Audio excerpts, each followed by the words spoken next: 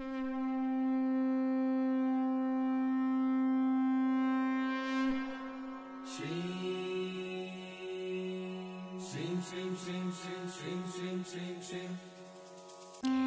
বন্ধু-বান্ধৱীসকল, পুনৰবাৰ মোৰ চেনেললৈ স্বাগতম জনাই লৈ আহিছোঁ অন্য এটা নতুন ভিডিঅ'।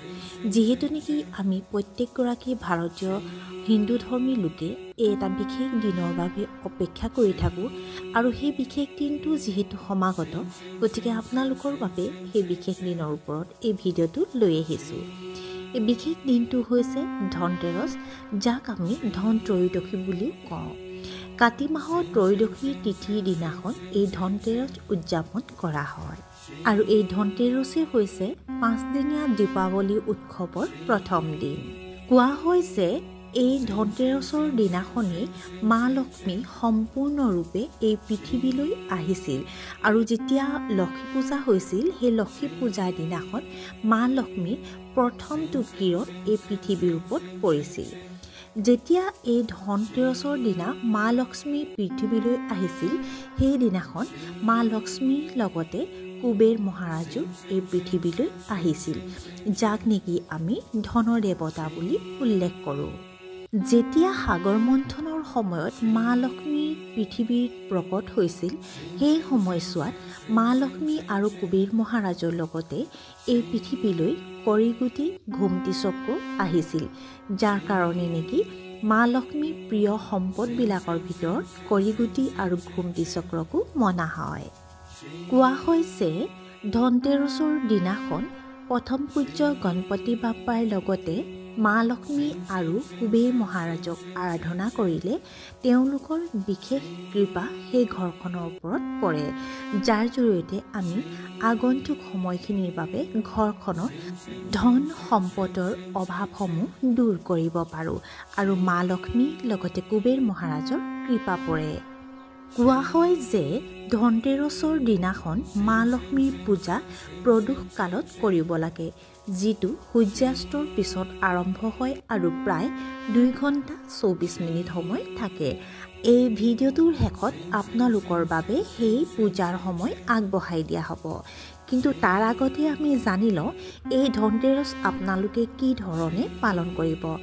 বহুতে কয় যে ধনতেৰছৰ দিনাখন সোণ ৰূপ কিনিলে ঘৰখনলৈ ঐশ্বৰ্য সম্পত্তি আহে, কিন্তু যিহেতু নেকি বৰ্তমান সময়ত সোণৰ মূল্য ইমানেই অধিক হৈ গৈছে, গতিকে নেকি আমি সোণ নিকিনিলেও আন এনে কিছুমান সম্পদ কিনিব পাৰোঁ, যাৰ জৰিয়তে আমি ধনতেৰছ সুন্দৰৰূপে উদযাপন কৰিব পাৰোঁ।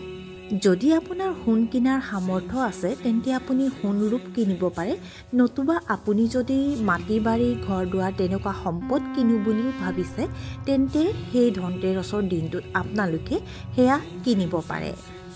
আপোনালোকে যদি ধন সম্পদৰ ক্ষেত্ৰত সোণ ৰূপ বাদ দি আন কিবা বস্তু কিনিম বুলি ভাবিছে, তেন্তে আপোনালোকে সহজতে কিনিব পৰা মই কেইটামান বস্তুৰ নাম কৈ দিছোঁ, আপোনালোকে সেই বস্তুকেইপদ কিনিব পাৰিব।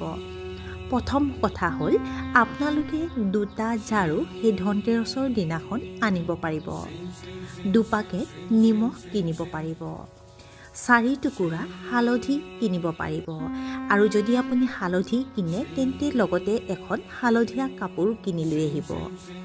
আপোনালোকে এই ধনতেৰছৰ দিনাখন পদুমৰ মালা অৰ্থাৎ পদুম গুটিৰ মালা নতুবা পদুমৰ গুটি কিনিব পাৰিব, নতুবা আপোনালোকে বজয়ন্তী মালা কিনিব পাৰিব। আপোনালোকে এই ধনতেৰছৰ দিনাখন মা লক্ষ্মীৰ পাদুকালৈ কিনিব পাৰিব, নতুবা লক্ষ্মী আৰু গণেশজীৰ যি মুদ্ৰা হয় সেয়া সোণ বা ৰূপৰ মুদ্ৰাও হ'ব পাৰে, সেই মুদ্ৰাও আপোনালোকে ঘৰলৈ লৈ আহিব পাৰিব। আৰু এটা বস্তু আপোনালোকৰ আগত কৈ থওঁ, সেয়া হৈছে ধনিয়া গুটি। আপোনালোকে ধনতেৰছৰ দিনাখন ধনিয়া গুটিও কিনিব, আৰু যদি আপুনি ধনিয়া গুটি কিনে লগত কিন্তু এখন ৰঙা কাপোৰ লৈ আহিব। কি কাৰণে লাগে মই আপোনালোকৰ ভিডিঅ'টোৰ শেষত নিশ্চয়কৈ জনাই আছোঁ। আপোনালোকে ধনিয়া গুটি ৰঙা কাপোৰ লগতে আপোনালোকে যদি ভাবে ঘৰত ক্ৰিষ্টেল ৰাখোঁ বুলি ভাবে, তেন্তে ক্ৰিষ্টেল ৰাখিব পাৰে, যিহেতু নেকি ক্ৰিষ্টেল মাদাৰ আৰ্থৰ পৰা আমি লাভ কৰোঁ আৰু ক্ৰিষ্টেলসমূহ পঞ্চতত্বৰে নিৰ্মিত। আৰু যদি আপোনালোকে ঘৰত কুবেৰ যন্ত্ৰ প্ৰতিষ্ঠা কৰোঁ বুলি ভাবে নতুবা শ্ৰীযন্ত্ৰ প্ৰতিষ্ঠা কৰোঁ বুলি ভাবে তেন্তে ধনতেৰছৰ দিনাখন সেই কুবেৰ যন্ত্ৰ বা শ্ৰীযন্ত্ৰ প্ৰতিষ্ঠা কৰিব পাৰে।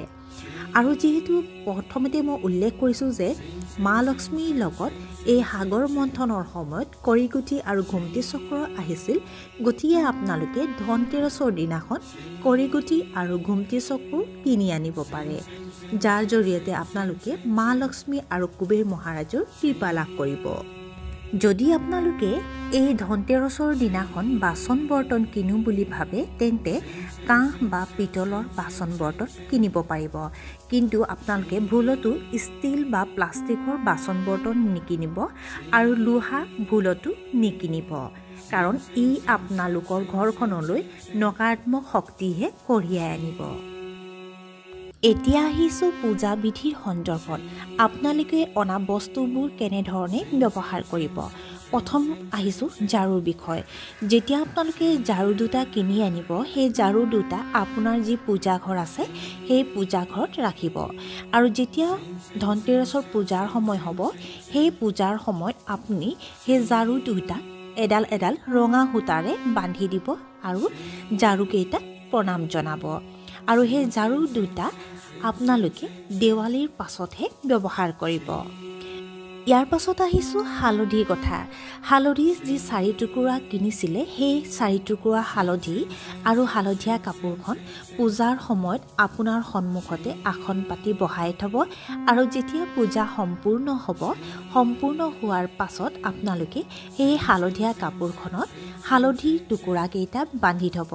এই হালধিৰ টুকুৰাকেইটা আপোনাৰ যি পূজা ঘৰত ৰাখিব পাৰে, ঘৰৰ উত্তৰ পূব দিশত ৰাখিব পাৰে, নতুবা আপোনাৰ ঘৰৰ লকাৰত ৰাখিব পাৰে। আপোনালোকক 2 পেকেট নিমখ আনিবলৈ কোৱা হৈছিল। সেই নিমখ 2 পেকেট যদি কেনেবাকৈ ৰক চল্ট হয় তেন্তেতো খুবেই ভাল। আপোনালোকে সেই নিমখেৰে ঘৰ মুচিব আৰম্ভ কৰিব। সেই ধনতেৰছৰ দিনাখনৰ পৰাই ঘৰ মুচিব, পৰাপক্ষত 5 দিন মুচিব, নতুবা আপোনালোকে 21 দিনলৈকে সেই নিমখেৰে ঘৰ মুচিব পাৰিব।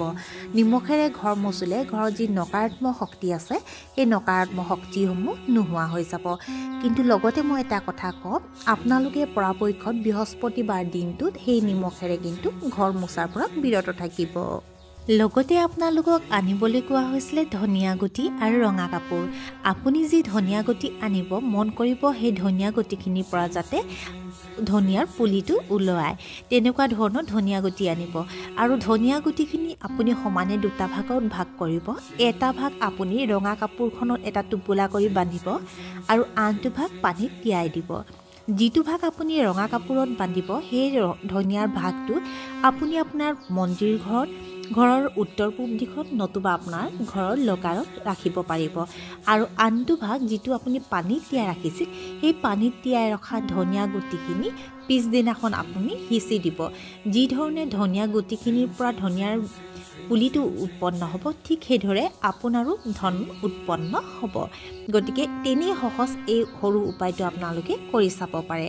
লগতে আপোনালোকে বাকী যি সামগ্ৰী আনিব, ধৰি লওক সেয়া বাচন বৰ্তন হ'ব পাৰে, মা লক্ষ্মীৰ চৰণ পাদুকালৈ হ'ব পাৰে বা লক্ষ্মী গণেশ মুদ্ৰা হ'ব পাৰে। এই আটাইবিলাক সামগ্ৰী যেতিয়া আপোনালোকে ধনতেৰছৰ পূজা কৰিব, সেই পূজাৰ সময়ত আপোনালোকৰ যি আসন হ'ব সেই আসনৰ সন্মুখত ৰাখি থ'ব। আৰু লগতে আপোনাৰ ঘৰখনত থকা যি গহনা পাতি আছে, সেই গহনা পাতি বা টকা পইচা আপোনালোকে সেই সময়ত পূজাৰ আপোনালোকৰ সন্মুখত ৰাখি পূজা কৰিব পাৰে। লগতে যদি আপুনি শ্ৰীযন্ত্ৰ বা ক্ৰিষ্টেল ল'ব বিচাৰে তেন্তে ক্ৰিষ্টেলো সেই দিনটোত আপোনালোকে পূজা কৰিব পাৰে বা শ্ৰীযন্ত্ৰ পূজনো আপোনালোকে কৰিব পাৰে। লগতে যিসকলে ঘৰত কুবেৰ যন্ত্ৰ প্ৰতিষ্ঠা কৰি ৰাখিছে, তেওঁলোকেও এই বিশেষ দিনটোত কুবেৰ যন্ত্ৰক পুনৰবাৰ চাফ চিকুণ কৰি মন্ত্ৰৰ সৈতে প্ৰতিষ্ঠা কৰি ল'ব পাৰে আৰু কুবেৰ মহাৰাজৰ কৃপা সদায় ঘৰখনৰ ওপৰত থাকিব। এতিয়া আহিছোঁ সময়ৰ বিষয়ে। যিহেতু নেকি মই উল্লেখ কৰি গৈছোঁ যে প্ৰদোষকালত পূজা কৰাটো খুবেই ভাল হয়। যদি আপোনালোকে প্ৰদোষকালত পূজা কৰিব বিচাৰে তেন্তে 4:39 পৰা 7:09 এই সন্ধিয়াৰ সময়খিনি আপোনালোকে পূজা কৰিব পাৰে, নতুবা 6:07 পৰা 7:09 এই সময়খিনি আপোনালোকে ধনতেৰছৰ পূজা কৰিব পাৰে ধনতেৰছৰ পূজা কৰাৰ সময়ত আপোনালোকে প্ৰথম পূজ্য গণপতি বাপ্পাক প্ৰথমে পূজা অৰ্চনা কৰি ল'ব তাৰ পাছতে আপোনালোকে মা লক্ষ্মী যি শ্ৰী বীজ মন্ত্ৰ হয় সেই শ্ৰী বীজ মন্ত্ৰ একমালা মাতিবলৈ চেষ্টা কৰিব লগতে আপোনালোকে কুবেৰ মহাৰাজৰ মন্ত্ৰ জপ কৰিব পাৰিব আৰু মা লক্ষ্মী কুবেৰ মন্ত্ৰ যি আছে সেই মন্ত্ৰ আপোনালোকে পাঠ কৰিব আশা কৰোঁ ধনতেৰছৰ ওপৰত বনোৱা এই সৰু ভিডিঅ'টোৰ জৰিয়তে আপোনালোক আটাই উপকৃত হ'ব লগতে মা লক্ষ্মী আৰু কুবেৰ মহাৰাজৰ কৃপা লাভ কৰিব লগতে কৈ থওঁ যদি আপোনালোক কোনোবা পোনপ্ৰথমবাৰৰ বাবে মোৰ চেনেলটোলৈ আহিছে তেন্তে মোৰ চেনেলটো ছাবস্ক্ৰাইব কৰি কাষত থকা বেল বুটামটো অন কৰি থ'ব আৰু আপোনালোকে যদি ভিডিঅ'টোৰ দ্বাৰা উপকৃত হওঁ যেন অনুভৱ হয় তেন্তে ভিডিঅ'টো আপোনাৰ লগতে আন 10জন ব্যক্তিলৈ শ্বেয়াৰ কৰি দিব যাতে আপোনাৰ লগতে আন 10জনো উপকৃত হয় পুনৰ লগ পাম অন্য এটা নতুন ভিডিঅ'ত আজিলৈ এই ভিডিঅ'টো ইমানতে সামৰণি মাৰিছোঁ ধন্যবাদ